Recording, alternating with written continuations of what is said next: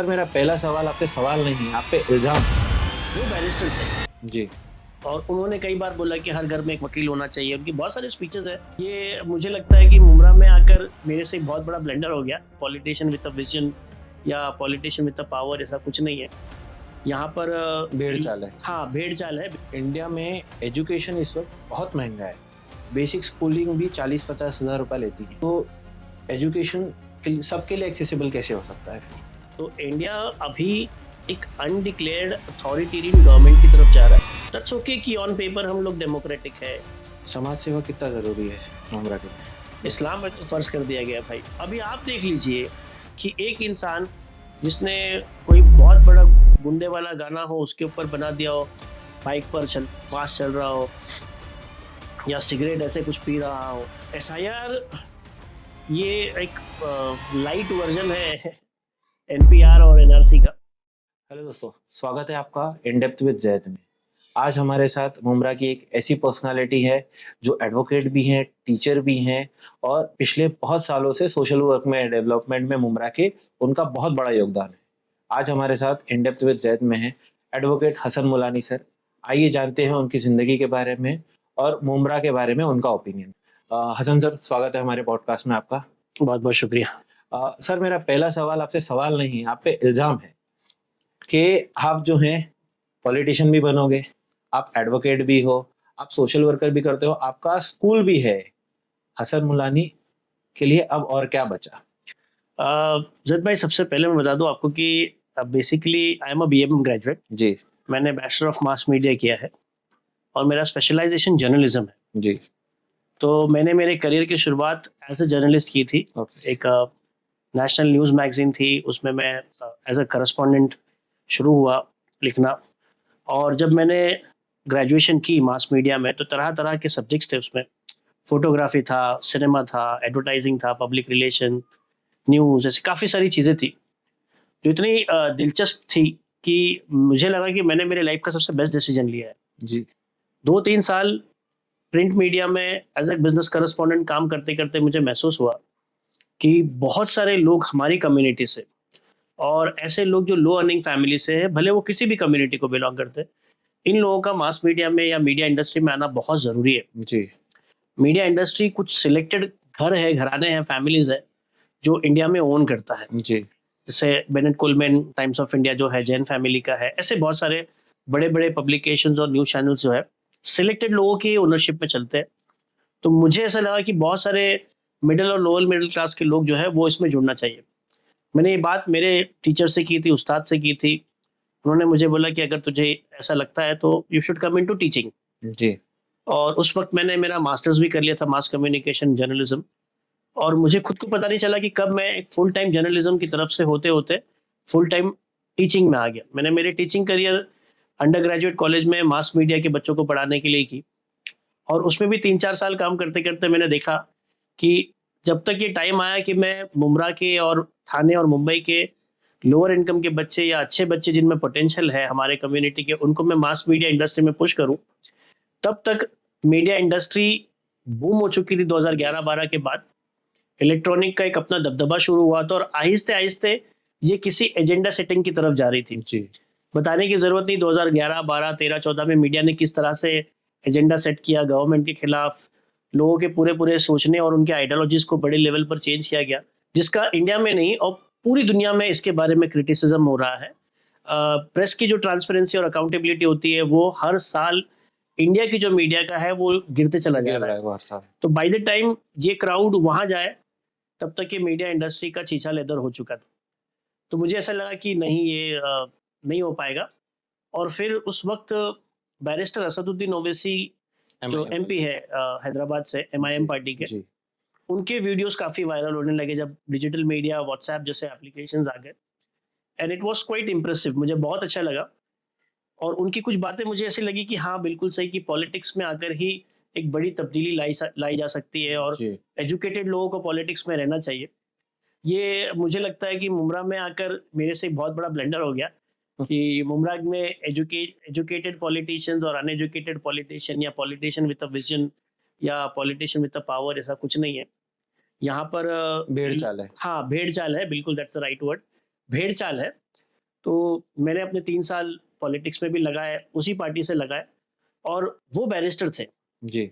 और उन्होंने कई बार बोला कि हर घर में एक वकील होना चाहिए। उनकी बहुत सारे स्पीचेस है, लोग बच्चों सीखो, आप लोग वकील लॉ सीखो, कानून सीखो, कोई भी आकर आप पे एफआईआर करता है। And that was the kick which got it, मतलब मुझे वो क्लिक मिला कि मैं भी एडवोकेसी करूं। और फिर मैंने लॉ में एडमिशन लिया, और वो तो आराम से हो ही जाता है, 3 साल का प्रोग्राम है, when you graduate masters.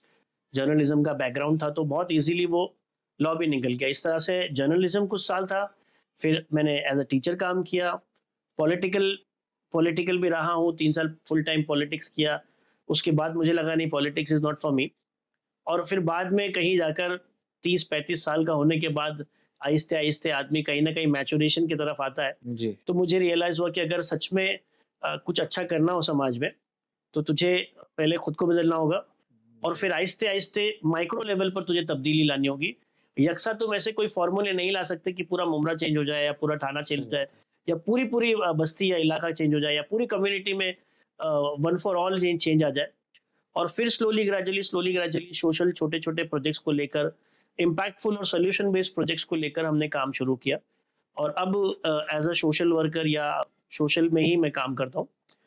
School भी मेरा एक सोशल इनिशिएटिव ही है। जिस बस्ती में मैं रहता हूँ वहाँ पर से म्यूनसिपल कॉरपोरेशन की इलेक्शन, म्यूनसिपल कॉरपोरेशन की स्कूल बहुत दूर है, और म्यूनसिपल कॉरपोरेशन का जो स्कूल है वो ऑलरेडी ओवर क्राउडेड है। वहाँ पर जितने टीचर और स्टूडेंट्स के रेशियो होने चाहिए वैसे नहीं है, बहुत सारी चीज़ें हैं। तो एक छोटा सा स्कूल मैंने शुरू किया, वो भी एक चैरिटेबल इनिशिएटिव है। अब जो कुछ भी हो रहा है मैक्सिमम वो सोशल फ्रंट पर हो रहा है। पॉलिटिक्स मेरे लिए पुरानी रह चुकी है। Journalism, once upon a time I used to write, अभी भी जर्नलिज्म में मुझे बहुत इंटरेस्ट है। वो मेरा बहुत ज़्यादा बोलते हैं ना पैशन है मेरा जर्नलिज्म। जी। लेकिन अभी करंट लोकल मीडिया इंडस्ट्री को, अगर मुमरा के मीडिया को देखे, या शहर के मीडिया को देखे, और इसके अलावा ठाणे या नेशनल मीडिया देखे, तो उनका जो फिलहाल कंडीशन है, तो जर्नलिज्म में जाना या जर्नलिज्म से बिलोंग करना, बोलने में भी थोड़ी सी हिचकिचाहट महसूस हाँ, होती क्योंकि है। हमें नहीं पता था आप जर्नलिस्ट भी हैं। जी, मेरा बैचलर ऑफ मास मीडिया और मैंने MA MCJ mass communication and journalism में मेरे मास्टरी हुई है। ये मेरा एक्चुअल मतलब एजुकेशन है। जी। इसके अलावा देखते देखते ऐसा हो गया कि फिर वो एक कहावत है ना इंग्लिश में, जैक ऑफ ऑल ट्रेड्स हाँ, मास्टर ऑफ नन। सब कुछ थोड़ा थोड़ा थोड़ा आता है, लेकिन स्पेशली कुछ नहीं आता। वैसा मेरा प्रोफाइल रह गया। हाँ, इंडिया में एजुकेशन इस वक्त बहुत महंगा है। बेसिक स्कूलिंग भी 40-50 हज़ार रुपए लेती है। जी, तो एजुकेशन सबके लिए एक्सेसिबल कैसे हो सकता है फिर? बहुत अच्छा सवाल है ये। मैं आपको बता दूं कि एक ओपन स्कूलिंग बोलकर आइडिया है, गवर्नमेंट ऑफ इंडिया का ही है, जो कोविड के टाइम बहुत हिट हुआ था जैद भाई। जी। कोविड में जैसे होम स्कूलिंग शुरू हो गई थी, मिनिस्ट्री की तरफ से नोटिस आ गए कि आप घर पे बैठ के पढ़ाओ। मैं आपको बता दूं, वो साल से लेकर आज जी। तक हर साल तकरीबन तकरीबन 3 से 4 लाख बच्चे जी। अपनी मर्जी से स्कूल छोड़ रहे हैं, okay. And they are opting for home schooling. Government of India का एक बहुत अच्छा बोर्ड है, NIOS, national institute of open schooling. ये वही डिपार्टमेंट है जो CBSE बोर्ड चलाता है। Okay.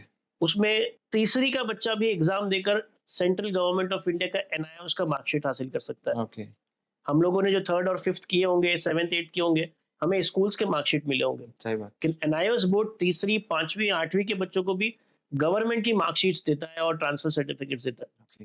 And home schooling is very affordable. But home schooling को उतना प्रमोट नहीं किया जाता है इंडिया में। बिल्कुल, मतलब again- बिजनेस है एजुकेशन। ऑफ कोर्स अगेन एक बिजनेस है कि अगर होम स्कूलिंग पे रहेंगे तो यूनिफॉर्म वाला सिंडिकेट खत्म हो जाएगा, स्कूल के बैग्स वाला सिंडिकेट खत्म हो जाएगा, कि नेशनल इंटरनेशनल पब्लिकेशंस की जो बुक्स 3-3, 4-4, 5-5, 10-10 हजार की किताबें जो स्कूल बेचती है, वो पूरा के पूरा एक साथ में ठप हो जाएगा। सही। तो कहीं ना कहीं वो है।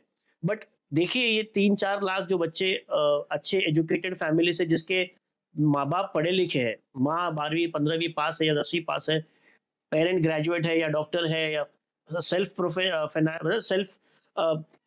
प्रोफेशनल्स है, या बिजनेसमैन है, वो चाहते हैं कि मेरे बच्चों को मैं इसमें ही आगे बढ़ाऊं। अगर एक बच्चा म्यूजिक में इंटरेस्ट रखता है तो उसे कोई जरूरत नहीं है साइंस पढ़ने की। एक जी। बच्चा अगर कॉमर्स या बिजनेस में इंटरेस्ट रखता है तो उसे कोई जरूरत नहीं हिस्ट्री पढ़ने की। अपने पसंद के सब्जेक्ट्स लेकर NIOS के अंडर, होम स्कूलिंग के अंडर बच्चे अपने स्कूल और कॉलेज कंप्लीट कर सकते हैं। लेकिन यही बात है कि तुम्हारी मेरी बदकिस्मती है कि ये शहर में अमूमन सब लोगों को पता नहीं है। लेकिन हाईली सोफिस्टिकेटेड पेरेंट जो है वो बहुत स्पीड में होम स्कूलिंग की तरफ जा रहे हैं। मैं आपको बता दूं, तीसरी में पढ़ाई एग्जाम देने के लिए, तीसरी पास करने के लिए 300 रुपए फीस है, अच्छा। 5वीं के लिए 500 और 8वीं के लिए 800 रुपए पूरे साल की। ओके। इतना अफोर्डेबल एनआईओएस का लोगों को एजुकेशन पता ही है। नहीं चलेगा तो फिर फायदा क्या है उसका? यही बात है कि सरकार प्रमोट ही नहीं कर रही ना उस चीज को। अब सरकार के पास जितना बजट है या सरकार की जितनी स्ट्रेटेजी है उतना वो लोग प्रमोट करते हैं। जी। लेकिन फिर भी मैं आपको बता दूं कि इंडिया का सबसे बड़ा एजुकेशनल बोर्ड है एनआईओएस। ओके। तो ऐसे बहुत सारे अलग अलग वेज है जहां से हम्म। बच्चे अफोर्डेबल एजुकेशन ले सकते हैं। आरटी के अंडर हर स्कूल को 20-25% सीट्स रिजर्व रखने की बात है। वो कितना इंप्लीमेंट होता है नहीं होता है, वो हमारे समाज के जितने भी लोग हैं जिनका सोशल पार्टिसिपेशन होना चाहिए, वो उसकी अकाउंटेबिलिटी रख सकते हैं। ओके। रखते हैं नहीं रखते वो अलग बात है। मुमरा में अभी जो इलेक्शंस हुए हैं हाल फिलहाल में, महीने 2 महीने पहले, उसमें अपने लोगों का क्या रुझान देखा? ऐसा कुछ बड़ा चेंज नहीं हुआ है। देखिए, बोलते हैं कि 5 सीट इसकी आई उसकी आई। टोटली जो मुमरा है उसमें तकरीबन 24 सीट्स है। जी। अगर देखा जाए शिल फाटा से मुमरा को गिने और रेती मंदिर तक, तो 24 सीट्स है। एक वक्त पर एक पॉलिटिकल पार्टी एनसीपी, शरद चंद्र पवार, जिसमें हमारे एमएलए जितेंद्र अवार्ड है, उनकी पार्टी का दबदबा रहा। लेकिन अब इस बार अच्छी खासी जो सीट्स है, तकरीबन 10 सीट्स, 9 से 10 सीट्स है, 10 सीट्स है जो उनके हाथ से मिस हो गई और कुछ एमआईएम ने और कुछ एनसीपी अजीत पवार गठ ने लिया है। रुझान की बात करेंगे तो मैंने देखा है कि 4 साल 11 महीने मुमरा में मुद्दे की बातें होती है कि ड्रग्स क्यों नहीं खत्म हो रहा है, सही बात है। हमारे रिजर्व लैंड्स कैसे चले जा रहे हैं, स्कूल्स कैसा है, बहुत सारी चीजों की बात होगी। Where is our slaughter house, हमारा हॉस्पिटल का है, हमारा प्ले ग्राउंड का है, फला का है, फला का है। लेकिन जैसे ही इलेक्शन नजदीक नजदीक आता है तो पूरा के पूरा एक प्रोपेगेंडा या पूरी की पूरी स्ट्रेटेजी इमोशनल हो जाती है। और आपने देखा होगा, खासकर ये एमपी इलेक्शंस में 2024 में मैंने देखा कि किसी को जिताने के लिए नहीं, लेकिन कैंडिडेट को हराने के लिए वोट करते कि भाई बीजेपी नहीं जीतना चाहिए। जी। जनरली ये होता है कि एक वोटर ये सोचना चाहिए कि यार I should vote a candidate जो जीतना जो चाहिए, जीतना चाहिए। मेरा कैंडिडेट जीते। मेंटालिटी ऐसी सकम कर दी जाती है। और ये सिर्फ एमपी और एमएलए इलेक्शंस में नहीं, अब लोकल कॉर्पोरेशन इलेक्शंस में भी आने लग गया। इमोशनल इतना ज्यादा हाइप कर दिया जाता है किसी भी इशू को। और जितनी भी सीट्स अगर मेजरली आप देखो तो वो कहीं ना कहीं इमोशनल डायनामिक से ही हारी और जीती गई है। इसके अलावा मुमरा के जो बड़े बड़े इश्यूज है उस पर बात होती रहती है, लेकिन जो विनिंग कैंडिडेट है या लूजिंग कैंडिडेट है उसको कंटिन्यू नहीं करता है। अभी देखिए, जो सेकंड, थर्ड, फोर्थ कैंडिडेट आते हैं, रनर अप जिसको बोलते हैं हम लोग, इलेक्शन होकर 3 महीने हो गए, हाँ। वेयर आर दे, वो है कहाँ? ठीक है, घर पर। ठीक है, बजट आ गया म्युनिसिपल कॉर्पोरेशन का 6,221 करोड़ रुपए का। ओके। उसके बारे में उनका पॉइंट ऑफ व्यू क्या है? मुमरा को क्या मिला? अगर जो करंट जीते हुए कॉर्पोरेटर है उन्होंने कुछ नहीं ला पाया तो आपने कितनी म्युनिसिपल कॉर्पोरेशन के कमिश्नर से डिमांड की? जी। कोई मीटिंग हुई? कुछ नहीं। जो होगा ये 3-4 किलोमीटर में ही रंगारंग कार्यक्रम होता है। एंड बदकिस्मती ये कि उनको खुद को भी नहीं पता होता कि भाई how to approach the system. और यही बड़ा प्रॉब्लम रहा है। तो मुमरा में या इंडिया में जनरली पॉलिटिशियंस जो सर्वेंट होने चाहिए थे, हमने उन्हें भगवान मान लिया है, तो हम उनसे काम कैसे कराएंगे? यही बात है। आप ऊपर से लेकर नीचे देखिए, ये अनडिक्लेयर्ड कहीं ना कहीं जैसे बोला जाता है ना, अथॉरिटेरियन गवर्नमेंट होती है। जी। तो इंडिया अभी एक अनडिक्लेयर्ड अथॉरिटेरियन गवर्नमेंट की तरफ जा रहा है। जी। दैट्स ओके कि ऑन पेपर हम लोग डेमोक्रेटिक है, हम लोग लोकशाही है, गणतंत्र है। आप भी एक प्रैक्टिसिंग एडवोकेट है। जी। जुडिशरी में स्लोली ग्रेजुअली क्या हो रहा है आप मुझसे बेहतर जानते हैं। सही बात। हो सकता है कि हम लोग ऑन कैमरा नहीं बोल पाए, कंटेम्प्ट लग जाएगा, काफी सारी चीजें हैं। डिफेंस में क्या चल रहा है किसी को बताने की जरूरत नहीं है। एग्जीक्यूटिव जो थे हमारे, जितने भी गवर्नमेंट अलग अलग डिपार्टमेंट्स थे जो इंडिपेंडेंटली काम करते थे वंस अपॉन अ टाइम, ठीक है, उनका क्या हाल है? तो ये सब कुछ सामने सामने है। ठीक है, हम बोल रहे हैं डेमोक्रेटिक डेमोक्रेटिक, बट ऐसे देखा तो कहीं ना कहीं it looks like an undeclared authoritarian government. तो नहीं कुछ कर सकते। चाइना की गवर्नमेंट में और इंडिया की गवर्नमेंट में अभी कोई बहुत बड़ा फर्क नहीं है। ये बहुत बड़ा क्लेम नहीं है? आपको नहीं लगता? नहीं, मेरे ओपिनियन मैटर नहीं करते। आप एक बात सुनिए कि अभी असेंबली सेशन हुआ महाराष्ट्र का। जी। सही। 288 एमएलए थे। अपोजिशन के तकरीबन तकरीबन 40 से 50 एमएलए ने जब क्वेश्चन आंसर सेशन में अपनी बातें की ऑफिशियल, अभी भी यूट्यूब पर उनके ऑफिशियल चैनल पर रखा होगा, मेजरली माइनॉरिटीज के एमएलएस ने कहा कि हम यहाँ आकर बोल कर जा रहे हैं, रूलिंग गवर्नमेंट के, बीजेपी के रूलिंग गवर्नमेंट के एमएलएस बोल रहे हैं कि हम ये चीज 10-10, 15-15 साल से डिमांड कर रहे हैं, हाउस में हमारी सुनवाई नहीं हो रही। What about you and me? तुम्हारे और मेरे जैसे नॉर्मल इंसान का क्या होगा जब एक एमएलए जो 3-4 लाख वोट्स और तकरीबन 5 से 7 लाख लोगों को रिप्रेजेंट करता है, रूलिंग गवर्नमेंट के एमएलए की हाल है, और अपोजिशन के एमएलए बोलते हैं कि हम बता रहे हैं कि कहां कहां पर मास किलिंग हो जा रही है, कहां कहां पर ऑनर किलिंग हो जा रही है, कहां कहां पर माइनॉरिटीज या पिछड़ी जातों के लोगों को तकलीफ हो रही है, कहां कहां पर जमीनों के मामले हो रहे हैं, कहां कहां पर अनलॉफुल एक्टिविटीज हो रही है, वो हाउस में रख रहे हैं। हाउस में बोला भी जा रहा है कार्रवाई हो रही है, और वो बोल भी रहे कि कार्रवाई नहीं होगी, हमें पता है। तो फिर हम कैसे बोल सकते कि इतना बड़ा क्लेम नहीं करना? Look at it. And similar problem is in the parliament. लोग हमेशा बोलते हैं सिस्टम खराब है, मतलब ये कॉमन स्टेटमेंट जो सब देते हैं कि सिस्टम खराब है, क्या कर सकते हैं। आपके हिसाब से प्रॉब्लम कहाँ है? लोगों की सोच में या सिस्टम एक्चुअल में खराब चल रहा है? देखिए, टू बी वेरी ऑनेस्ट, नाउम्मीदगी हमेशा कुफ्र रही है जी। जिस रिलीजन को मैं बिलोंग करता हूँ, हमें कहा गया है कि भाई आप 100% डिसअपॉइंट नहीं होना चाहिए। नाउम्मीदगी कुफ्र है। इतने सब कुछ होने के बावजूद, जुडिशरी में ये चल रहा हो, पार्लियामेंट में ये चल रहा हो, एग्जीक्यूटिव में ये चल रहा हो, हमें नाउम्मीद नहीं होनी चाहिए। सही बात। और ये बहुत आसान सा रिबटल है, बहुत आसान सी वजह है हर एक के लिए, और स्पेसिफिकली मैं बोलूंगा मुसलमानों के लिए, कि पूरा उठाकर तामझाम सिस्टम पे ब्लेम डाल दो। जी एक शहर है Mumra, let's talk about Mumra, जी। जिसका एरिया, जिसमें रहने लायक जगह, ओपन ग्राउंड्स, गार्डन्स, सीवरेज, पानी की जो भी करंट सर्विस फैसिलिटी है, वो 4 से 5 लाख लोगों के लिए है। यकसा उसमें 10, 12, 15 लाख लोग आ जाएंगे तो सिस्टम क्रंच कर ही जाएगा। पीक आवर में सुबह सुबह जब आप लोकल ट्रेन में कोई सफर करते हुए देखते हो, आए दिन 4-5 लोग मर जा रहे हैं, लेकिन वही ट्रेन दोपहर में 12-1 बजे 2 बजे देखिए खाली हो जाता है, आराम से आप सोकर आ सकते हैं। तो ओवर क्राउडेड जो फैसिलिटीज हो जा रही है, वहीं पे आपको सिस्टम क्रंच नजर आएगा। अगर आप छोटे छोटे रूरल एरियाज में जाइए, टायर 1 टायर 2 सिटीज में जाइए, ऐसे छोटे छोटे जो महाराष्ट्र की या इंडिया के शहर है, वहां पर सिस्टम बहुत बहुत फ्लॉलेस काम करता है, बहुत आसानी से काम कर देता है। 1 विंडो क्लियरेंस वहां पर है, आप पानी का अप्लाई कीजिए, आपको 2 दिन में पानी आ जाएगा। स्ट्रीट लाइट की कंप्लेंट कीजिए, शाम में स्ट्रीट लाइट ले जाएगा। वहाँ की सीवेज गटर की कभी वीडियो नहीं आती कि भाई फटा हुआ ये है वो है। वहाँ के प्लेग्राउंड्स पे कभी कोई कब्जा नहीं दिखता, ठीक है। वहाँ पर ड्रग्स से कोई बड़ी इशू नहीं दिखती। वहाँ पर पुलिस बहुत आसानी से, जरा सा भी कोई मामला हुआ तो वो गैम्बलिंग का अड्डा, कहीं जुए का अड्डा चल रहा है, वहाँ पे रेट मार देती है।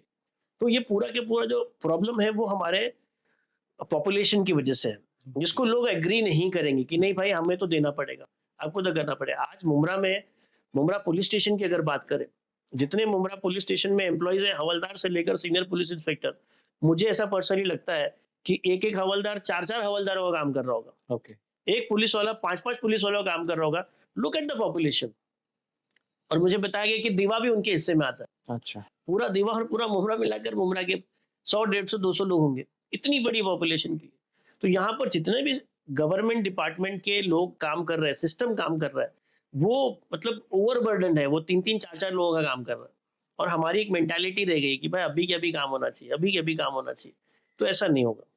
मैंने देखा है, आपने भी देखा होगा, न्यूज़पेपर्स में आता है, बांद्रा में, वेस्ट में ऐसे कई सारे शहर है जहां पर 60 साल के, 65 साल के, 70 साल के बूढ़े सुबह सुबह मॉर्निंग वॉक पर निकलते हैं तो वो ठेले वालों को भगाते हैं, वो कचरे वालों को सुबह सुबह कंप्लेंट करते हैं, वो लोग अपने प्लेग्राउंड्स की डिमांड करते हैं। वहां के 70 साल के बूढ़े जिन्होंने अपनी जिंदगी का एज अ यंग जो कंट्रीब्यूशन देना तक दे दिया, अपनी रिटायरमेंट की जिंदगी में वो लोग वो तमाम फैसिलिटीज और बुनियादी चीजों के लिए लड़ रहे हैं। कहाँ पर? तो नरीमन पॉइंट में, कफ परेड में, बांद्रा में, वेस्ट की बहुत बोलते हैं ना एकदम रिस्पेक्टेड जगह पे, बहुत महंगी जगहों पर, पॉश सोसाइटीज में वहां के बूढ़े लोग लड़ रहे हैं। और यहाँ के जवान, हमारे शहर का 20-25 साल का जवान, 30 साल का, या इंस्टाग्राम पे रील पर डाल रहे हैं, यार MM वैली पे एक बाइक पे 5 लोग घूम रहे हैं। यहाँ का यूथ ही अगर कंट्रीब्यूटिंग ना रहे और उस तरफ 70 साल का बूढ़ा काम कर रहा हो, ठीक है, वो PIL फॉलो कर रहा हो, वो कंप्लेंट दे रहा हो, वो जाके BMC वार्ड में जाके लड़ जा रहा हो, यहाँ के बच्चों को पता ही नहीं हमारे वार्ड ऑफिस की तरह क्या है, जवानों को नहीं पता है, एजुकेटेड ग्रेजुएट्स को नहीं पता है। तो शहर की हालत तो ऐसी होगी ना, जैसी प्रजा वैसा राजा। मुमरा में अभी यूथ में ड्रग बहुत बड़ा प्रॉब्लम बन गया है। अ, आपके हिसाब से हम इस प्रॉब्लम को कैसे सॉल्व कर सकते हैं? टू बी वेरी ऑनेस्ट, शुरुआत मेरे सोशल वर्क की इसी से हुई थी। ओके। मुझे अभी भी याद है कि 2010-11 में मुझे भी ऐसे लगने लगा था कि ये शहर नशे की तरफ बढ़ते चला जा रहा है। जी। बट जब आप पढ़ते हो तो ये मुमरा की प्रॉब्लम नहीं है, ड्रग्स दुनिया की प्रॉब्लम है। जी। जो जितना बड़ा शहर, लेट्स टेक न्यूयॉर्क, लंदन, वहाँ भी उतने लेवल का नशा हो रहा है। मुमरा में बहुत ज़्यादा है, नहीं उसमें ऐसा नहीं बोलना चाहिए, बिल्कुल हो रहा है। लेकिन एक होता है डिमांड, जो शहर के जवान लोग कर रहे हैं और अपनी ज़िंदगी बर्बाद कर रहे हैं। एक होता है सप्लाई। जी। जब हम लोग बात करते हैं कि भाई सप्लाई पर काम करना चाहिए, सप्लाई पर काम, फला बेच रहा है, फला ड्रग्स आ रहा है, फला ये आ रहा है, पूरी दुनिया में सबसे ज़्यादा अगर कोई चीज़ स्मगल होती है ऑल ओवर द वर्ल्ड, तो वो ड्रग्स है। ड्रग्स। उसके बाद वेपन्स है। तो पूरी दुनिया उसमें परेशान है। तो जितना हम लोग काम सप्लाई रोकने के लिए करते हैं, मुमरा के जितने भी नामवर पॉलिटिशियन हो, सोशल वर्कर हो, उलमा इकराम और रिलीजियस रिप्रेजेंटेटिव हो, जितना काम सप्लाई रोकने के लिए करते हैं, रैलीज निकालते हैं और फिर पुलिस को बताते हैं, उससे दोगुना काम डिमांड कंट्रोल करने के लिए करना पड़ेगा। कैसे? अब डिमांड कंट्रोल करने के लिए जाहिर बात है, जो ड्रग एडिक्ट है, लेट्स टेक एन एग्जांपल कि एक एक लड़का जिसने अभी अभी नशा लेना शुरू किया है, जी। 6-8 महीना या साल भर, तो उसको रिहैबिलिटेट करना आसान है बनिस्बत उसके जिसने 5 साल 6 साल से नशा ले रहा है। जी। आपको ये स्टेजेस सेट करने होंगे, और जितने भी अलग अलग साइकेट्रिस्ट होते हैं या फिर जो न्यूरोलॉजिस्ट होते हैं, जो इसके स्पेशलिस्ट होते हैं, उन लोगों पे, ऐसी तमाम एनजीओ जो नेशनल लेवल पर काम कर रही है, उन लोगों को बुलाकर दिखाना पड़ेगा कि मुमरा में लेवल ऑफ ड्रग एडिक्ट्स क्या है। हम सारे नशेड़ियों को एक ही लाइन में गिनते हैं कि भाई नशेड़ी है, ये चरसी है या गंजेड़ी है या जो भी नाम बोलिए आप, ठीक है? ऐसा नहीं है। अगर जो नया जवान लड़का है, स्कूल जाने वाला, कॉलेज जाने वाला, या जो भी है, जब नहीं पढ़ा लिखा, कम पढ़ा लिखा, वो शुरुआत में है, तो उसको हम लोग रिटर्न ला सकते हैं। जो 3 से 5 साल के दरमियान में उसे रिहैबिलिटेशन में रखिए, उसके ऊपर प्रॉपर फंडिंग कीजिए, उसके बाद में उसे कहीं और भेजिए, तो वो सही हो सकता है। जो ऑलरेडी 7-7, 8-8, 10-10 साल से चल रहा है, तो कुछ नहीं कर सकते। मुझे अभी भी याद है, 2 अक्टूबर 2025 मैंने एक सोशल इनिशिएटिव लिया था। स्कूल के बच्चों को गुलाब का फूल देकर अलग अलग पान शॉप पे जाके देना था उनको, रशीद कंपाउंड देवरीपाड़ा के, कि वैसे गुलाब का फूल दीजिए और उनसे रिक्वेस्ट कीजिए कि अंकल, हम बच्चों से कोई भी टबैको प्रोडक्ट्स आप मत बेचिए। 18 साल से कम उम्र के बच्चों को सिगरेट, टोबैको प्रोडक्ट्स मत दीजिए। और वहां पर 1-2 शॉप्स पर मैं भी बच्चों के साथ जा रहा था। इत्तेफाक की मेरे स्कूल की एक लड़की है, वो ओनर को रोज दे रही है, और वो ओनर से बात कर रही है पान शॉप के, कि हम आपसे रिक्वेस्ट करते हैं कि छोटे बच्चों, उतने में एक लड़का भाग कर आया और उसने पैसे दिया और उसने बोला अब्बा का पान दो, और अब्बा ने विमल मंगाया। और तुरंत उसने ओनर ने बोला, देखिए ये भी छोटा बच्चा है, इसके फादर ने ही भेजा है कि विमल लाने के लिए बोली। अब शुरुआत यहीं से हो रही है। शुरुआत मतलब घर से करनी पड़ेगी आपको। एग्जैक्टली। अब यही बात है कि डिमांड पर कंट्रोल लाने वाला कोई काम करने को तैयार नहीं। क्यों नहीं तैयार है पता है? इसमें मेहनत बहुत है। जी। इस पे इसका इम्पैक्ट असेसमेंट, इसका आउटपुट बहुत स्लो आएगा। कोई नेता, कोई रिलीजियस रिप्रेजेंटेटिव, बड़ा मौलाना, कोई सोशल वर्कर 4 साल 5 साल 10 साल इस पर अलातुल काम करने के लिए तैयार नहीं है, इसलिए कि डिमांड पर काम करने के लिए बहुत ज्यादा जान माल लगने वाली है। बच्चे हमारे बर्बाद हो रहे हैं, सही। सोसाइटी हमारी खराब हो रही है। तो हमें ही स्लोली ग्रेजुअली काम करना पड़ेगा। फिर ऑन अदर हैंड जो सप्लाई की बात है, ठीक है, मैं बहुत बार पुलिस पब्लिक मीटिंग में जब जब मौका मिला मैंने कहा कि एक नारकोटिक डिपार्टमेंट सेपरेट होना चाहिए। आपने पुमरा पुलिस स्टेशन विजिट किया होगा, जी। आपने देखा होगा कि एंट्री मारते हो तो लेफ्ट में जो भी लोग मिसिंग होते हैं उनका डिपार्टमेंट है, गोपनीय का डिपार्टमेंट है, फीमेल का डिपार्टमेंट है। वैसे ही नारकोटिक सेल होना चाहिए। नारकोटिक सेल नहीं है मुमरा में। नारकोटिक सेल होना चाहिए। अगर आप देख लीजिए, एक नॉर्मल आरटीआई भी मार देंगे तो मालूम पड़ेगा कि एनडीपीएस के केसेस कितने हैं। जी। एनडीपीएस के केसेस अगर मुमरा में एफआईआर ज्यादा है in compare to Kalwa Rabodi police station, that means this city requires narcotic. हाँ। नारकोटिक डिपार्टमेंट होगा, जाहिर बात है एक 3 स्टार ऑफिसर होगा पीआई रैंक का, एक 3 स्टार पीआई रैंक का डेडिकेटेड ऑफिसर होगा जो नारकोटिक पे काम करेगा। जैद भाई, यू बीन एन एडवोकेट, आप क्रिमिनल मैटर्स देखते हो, आपको पता होगा कि अगर एक डिपार्टमेंट बन जाए, एक पीआई रैंक का ऑफिसर हो, उसे गाड़ी मिले, पंखा टेबल कुर्सी हो, कुछ हवलदार कुछ कांस्टेबल्स रहे, राइटर रहे, तो वो फ्री तो नहीं बैठेगा, नहीं, वो पीआई वेला तो बैठेगा नहीं। हाँ नहीं, जाहिर काम बात है, ही करेगा। Will move on, he will start working, जी, जो डिपार्टमेंट मिला उसको। तो मुमरा पुलिस स्टेशन के लिए, मुमरा पुलिस स्टेशन में हमें एक नार्कोटिक डिपार्टमेंट होना चाहिए, एक सेल होना चाहिए जिसमें पीआई रैंक का ऑफिसर है, not even API, pi rank का ऑफिसर होना चाहिए, क्योंकि एनडीपीएस के मैटर्स बढ़े। अब ये कमिश्नरेट और कमिश्नरेट से होम मिनिस्टर तक जाएगा और ये अप्रूव हो जाएगा।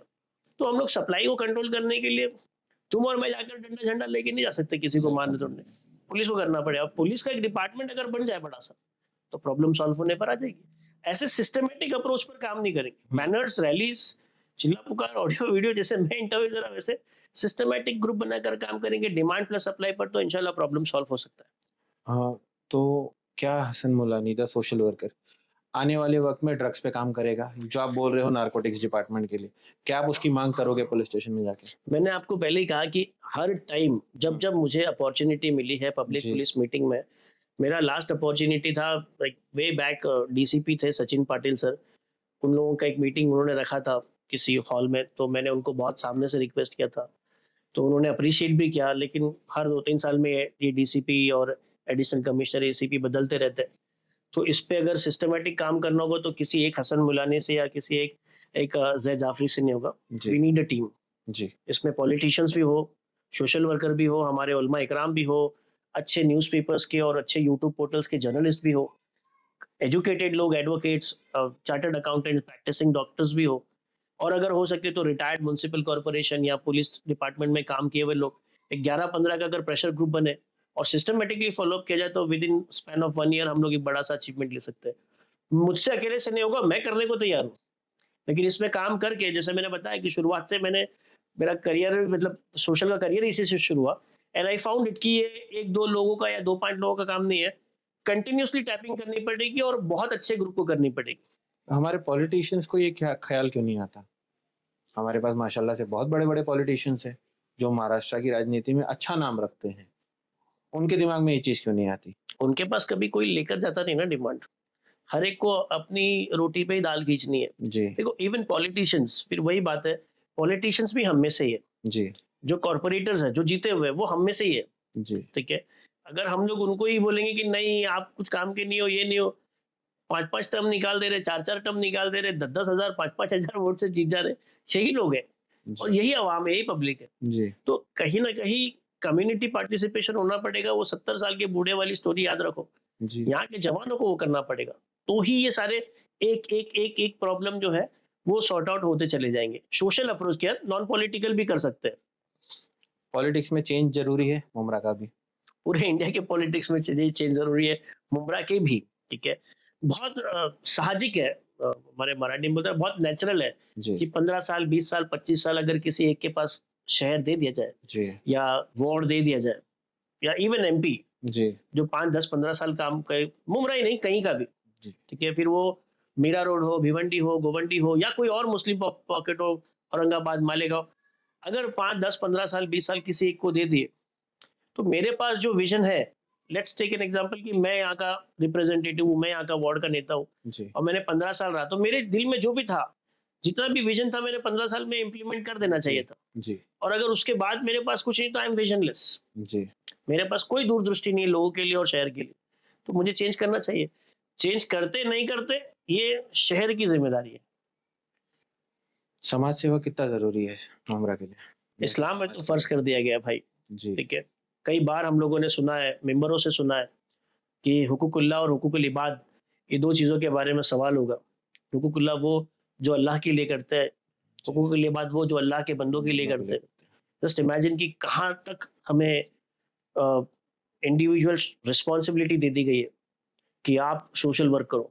हैं। जी, ठीक है, अब हम लोग इतने दूर हो चुके हैं सोशल वर्क से कि कई सारे अच्छे-अच्छे सोशल वर्कर्स भी बदजन हो जा रहे हैं। जी, हम लोग भी जितने भी सोशल काम करने वाले लोग मिलते हैं, तो उनकी सबसे पहली शिकायत ये होती है कि लोग बहुत ज़्यादा सेल्फिश होते चले जा रहे हैं। जी, लोगों को सिर्फ अपना काम सीधा कराना है, उनको बाकी समाज से, दूसरों से लेना देना कुछ नहीं है। दूसरा, बहुत ही बुरा लगता है ये बोलने में, पिछले 4-5 सालों में एक अच्छी खेप, एक अच्छा group of number of young social work की तरफ जो आना चाहिए वो नहीं आ पाते। ओके, इसकी वजह ये है कि एक 17-18 साल की लड़की या लड़का या 15-16 साल का जो बाहर कॉलेज वगैरह स्कूल जाने लगता है, उसे प्रॉब्लम अगर दिखती है तो वो अपने सोशल प्लेटफॉर्म पर, इंस्टाग्राम पर, फेसबुक पे, व्हाट्सएप पे यहाँ वहाँ लिखता है या लिखना शुरू करती है बच्ची कि ऐसा हो रहा है, वैसा हो रहा है, हमें ये करना चाहिए, डॉग्स के बारे में, प्लांट्स के बारे में, जो उसको अल्लाह ने सलाहियत दी होगी। और वो चीजें डायरेक्टली किसी ना किसी लोकल पॉलिटिशियन तक पहुंच जाती है जी और फिर वो पॉलिटिशियन उसकी पार्टी का पट्टा लेके जाके उसको पिलाया जाता है और उसको ये आस दिखाई जाती है कि भाई इस पार्टी में आपके वो सारे काम होंगे। जी आप देखिए, मुमरा में ऐसा कोई खंबा नहीं है, पोल, इलेक्ट्रिक पोल नहीं है बैनर जिसपे किसी कार्य सम्राट का फोटो नहीं लगा हुआ। सही बात इतने लोग हैं, इतने भावी नगर सेवक और भावी आमदार और माजी आमदार और न जाने क्या क्या बड़े बड़े नाम देने वाले लोग और कितने बड़े बड़े कायदे मिल्लत और ये वो दुनिया भर के, ठीक है, इतने सारे लोग हैं, काम 1 रुपए का नहीं हो रहा। सही और सोशल में काम करने वाले नहीं। अब तो नया ट्रेंड आ गया है मुमरा का, वो इंस्टाग्राम पे नेकी कर, इंस्टाग्राम पे डाल वाला, ठीक है। और अब तो डॉन लोगों के सब वीडियोस वायरल होते हैं, वो एक ये अलग, उम्र में एक प्रॉब्लम नहीं बढ़ गई है। ये अलग बुखार है। देखिए वही है कि it will always come with the education. अगर आपकी तरबियत बराबर रहे, आपकी तालीम बराबर रहे, आपके वालिदैन बराबर से आपको ग्रूम कर रहे हो, तो वैसा प्रॉब्लम नहीं आएगा। ये सारे के सारे पढ़े लिखे छठे लोगों को छटाए हैं वो। मैंने पढ़े लिखे लोगों को देखा है, वो कैमरा चालू करते हैं फ्रंट का अपने, अच्छे से दादागिरी से बात करते हैं, फिर मुमरा पुलिस स्टेशन वाले उनके गले में हाथ डाल के उनसे उसी वीडियो के बाद सॉरी बुलवाते उनका हैं। वर्जन बनवाते हैं। हाँ, और रात दिन और लोगों को, हम इन लोगों को आइडियलाइज कर रहे हैं हमारे बच्चे। ये मुमरा के लिए प्रॉब्लम है, तो इसको सॉल्व कैसे किया जाएगा? Again again it's a role of a community, जी ठीक है। प्रॉब्लम्स तो बहुत है जैद भाई, जी और एक एक एक एक करके सॉल्व करना पड़ेगा, जी ठीक है। अभी आप देख लीजिए कि एक इंसान जिसने कोई बहुत बड़ा गुंडे वाला गाना हो उसके ऊपर बना दिया हो, बाइक पर फास्ट चल रहा हो या सिगरेट ऐसे कुछ पी रहा हो, उसके मिलियंस व्यूज चले जाएंगे। सही बात है। तुम्हारे और मेरे पॉडकास्ट का हालत देख लेना, 500 से ठीक है। ऊपर नहीं जा रहे हैं, 400 हाँ। से ऊपर नहीं जा रहे हैं। So whether the society requires quality content, समाज में बात करने वाले, क्वालिटी प्रॉब्लम्स को सॉल्व करने वाले, क्वालिटी कंटेंट को देखने के वाले लोग हैं। नहीं। जो दिखेगा वो बिकेगा। अभी आप और मैं जाकर बस वकीलों वाले कोट पेन की कुछ दादागिरी कर दे, दिखा दे ऐसा वैसा, आप भी मिलियन फॉलोवर वाले हो जाएंगे, मैं भी हो पावर ऑफ जाऊंगा। एडवोकेट्स। अभी आपके दिल दिमाग पर अल्लाह ने क्या बात उतारी, मेरे दिल दिमाग पर क्या उतारी कि क्या ये चकाचौंध जो टेम्पररी होती है इसमें जाना है। नहीं। और आप देखते हो लाइन से फिर पुलिस से माफी मांगते बैठते लोग, ठीक है। और वो लोगों को कुछ शर्म है अभी नहीं होती है। हाँ, माफी मांग के दोबारा वही वीडियो हाँ, उससे और क्वालिटी वाली वीडियो बनेगी, ठीक है। पुलिस भी होपलेस है, मतलब क्या कर सकती है वो, सॉरी बुलवाएगी, वो क्या करेगी, बहुत बहुत उसके बाद में FIR कर देगी। लेकिन तो ये पूरा के पूरा मॉरल रिस्पॉन्सिबिलिटी समाज के लोगों पर आता है, और ये जिम्मेदारी है जो हमें हमारे कंट्री के कॉन्स्टिट्यूशन ने भी बताया और हमारे रिलीजन ने बताया। फॉलो करते नहीं करते वो हमारी खुशकिस्मती और बदकिस्मती। जी। आपका SIR के बारे में क्या ओपिनियन है? SIR ये एक लाइट वर्जन है NPR और NRC का। उधर पे भी 2002 के बाद की, पहले की बातें हुई थी, तभी कागज नहीं दिखाने की बात थी, लेकिन अब कागज दिखाना पड़ेगा। ब्रॉडर लेवल पर बिटवीन द लाइंस मुझे ऐसा लगता है कि SIR जो है वो डीलिमिटेशन की तरफ का एक पहला कदम है। जी। अभी लोकसभा में तकरीबन 545 के आसपास सीट्स है, 2026 चल रहा है, 1 मई 2026 अगले ही महीने जनगणना होने वाली है, जिसे उर्दू में मरदूमशुमारी कहते हैं, इंग्लिश में पॉपुलेशन सेंसस कहते हैं। वो पूरा 1 साल चलता है, पूरे इंडिया में कितने लोग हैं, क्या करते हैं क्या नहीं करते, गांव में कितने, शहरों में कितने, पूरी की पूरी जनगणना होगी जी। और वो 1 साल में रिपोर्ट आ जाएगी कि भाई कितनी पॉपुलेशन हो चुकी है। और उसके बेस पर हो सकता है कि 2029 का जो इलेक्शन होने वाला है जी। उसमें ये 545 सीट्स को बढ़ा दिया जाए। Okay. और अभी जो नया पार्लियामेंट का बड़ा पार्लियामेंट बिल्डिंग बनी है, जो नई, जो पिछले साल ही लॉन्च हुई है, इनॉग्रेट हुई है, उसमें भी नंबर ऑफ पार्लियामेंट की बैठने की भी जगह ज़्यादा है।